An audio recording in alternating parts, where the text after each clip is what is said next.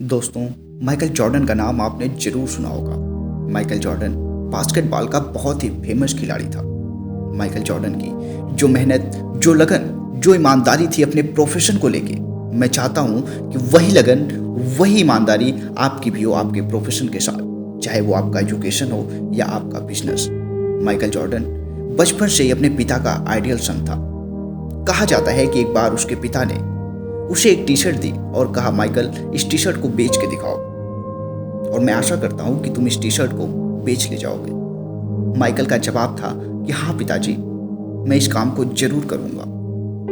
Michael उस T shirt को हाथ में लिया और मार्केट की तरफ निकल जाता है और फिर उसे $1 में बेच देता है। फिर वहां से भागता हुआ अपने पिताजी के पास आता है। पिताजी, आपने देखा, मैंने इस टी शर्ट को $1 में बेच दिया। पिताजी ने उस बच्चे को गले से लगा लिया। दोस्तों, ये कहानी यहीं खत्म नहीं होती। शायद उसका पिता माइकल की पोटेंशियल चेक करना चाहता था। अगली बार उसने फिर कहा, माइकल, क्या तुम इस टी शर्ट को $2 में बेच सकते हो? माइकल का स्वभाव था कि वह अपने पिता को मना नहीं करता था। माइकल ने उस टी शर्ट को लेकर मार्केट की तरफ जाता है। पूरे दिन धूप में खड़े रहने के बाद भी वह उस टी शर्ट को नहीं बेच पाता। फिर वो लड़का निराश नहीं होता। उसने दिमाग लगाया कि आखिर हम इस टी शर्ट को $2 में कैसे बेच सकते हैं। दोस्तों, मेरा भी मानना है कि जब कोई काम कुछ ज़्यादा ही हार्ड लगने लगे तो वहाँ रुककर 2 मिनट रिलैक्स होकर उसके बारे में सोच लेना चाहिए। और वही काम यहाँ माइकल जॉर्डन ने किया और उसने उस टी शर्ट पर मिकी माउस का एक फोटो प्रिंट किया और एक अच्छे स्कूल के बाहर खड़े हो गए जहां अमीरों के बच्चे पढ़ने आया करते थे। और तभी एक बच्चे को वो टी शर्ट पसंद आ जाती है। उसके पिता ने उस बच्चे को वो टी शर्ट $20 में दिला दी। अब ये बच्चा $20 को लेकर भागता हुआ अपने पिता के पास आता है कि पापा, आपकी इस टी शर्ट को मैंने $20 में बेच दिया। अब उसका पिता काफी खुश महसूस कर रहा था, लेकिन उसके पिता माइकल का मैक्सिमम पोटेंशियल चेक करना चाहता था। उसके पिता ने फिर वही रिपीट किया।